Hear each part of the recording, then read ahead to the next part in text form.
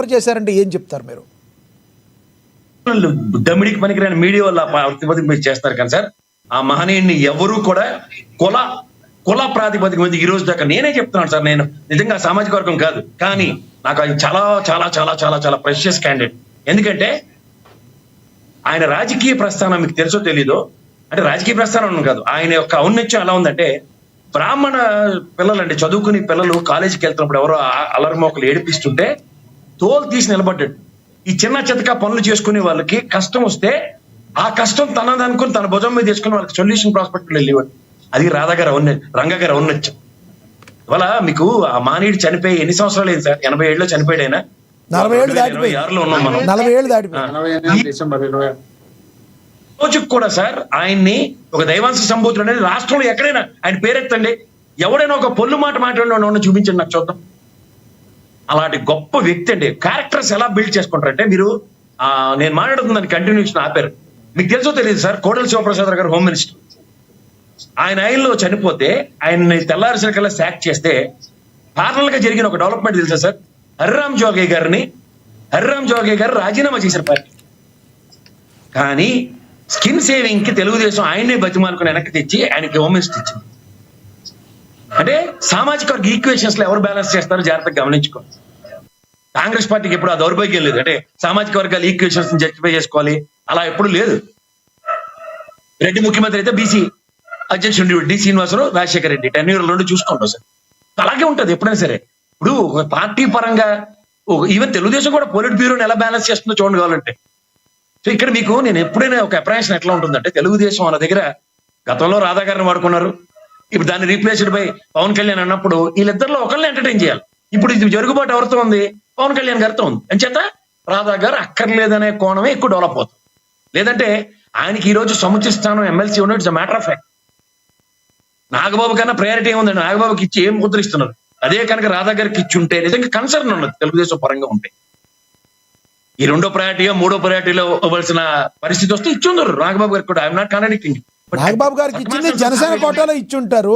నాగబాబు గారు జనసేనలో ఉంటే టీడీపీలో ఉన్న రాధా గారికి ఎలా ఇస్తారు? నాగబాబు గారికి రాధా గారికి ఎలా ముడి పెడతారు మీరు? మాట్లాడుతున్నా మోహన్ గారు అలా కదండి. జనసేనకి అంత ఎమ్మెల్సీలు నిలబెట్టేసి అంత బలం ఉందా? ఎమ్మెల్సీలు నిలబెట్టే అంత బలం తెలుగుదేశంకి ఉందా? మనం మాట్లాడుతున్నప్పుడు కొన్ని చూసి మాట్లాడాలి సార్. మీరు కూడా టక్కని నాగబాబు గారితో కంపారిజన్ కానీ మీకు పౌరుషం వస్తుంది, కానీ పౌరుషం నేను అంటలే. నాకెందుకు పౌరుషం వస్తుంది సార్? ప్రసాద్ గారు, నేను అనేది జనసేనకి ఇవ్వాల్సిన దానిలో నాగబాబు గారికి ఇచ్చుంటారు, టీడీపీ కోటాలో కదా రాధా గారికి ఇవ్వాల్సింది అంటున్నా. నాగబాబు గారు అంటే నాకెందుకు పౌరుషం వస్తుంది ప్రసాద్ గారు? అలా కదండి, కూటమి ప్రభుత్వం అంటున్నారా, జనసేన కోట, తెలుగుదేశం కోట, బీజేపీ కోట అంటున్నారా? సార్, కూటమి ప్రభుత్వంలో జనసేన ఒక పార్టీ, బీజేపీ ఒక పార్టీ పంచుకునేటప్పుడు దామాషా పద్ధతుల ప్రకారం వాళ్ళు పంచుకుంటారు. వాళ్ళ దానిలో వాళ్ళు ఏదో సీట్లు త్యాగం చేసిన క్రమంలో నాగబాబు గారికి ఇచ్చుంటారు. అసలు రాధా గారికి ఇవ్వాల్సింది టీడీపీ కదా. మరి టీడీపీ ఇవ్వకపోతే నాగబాబు గారికి పవన్ కళ్యాణ్ ఇచ్చారు ఎమ్మెల్సీ డైరెక్ట్ గా.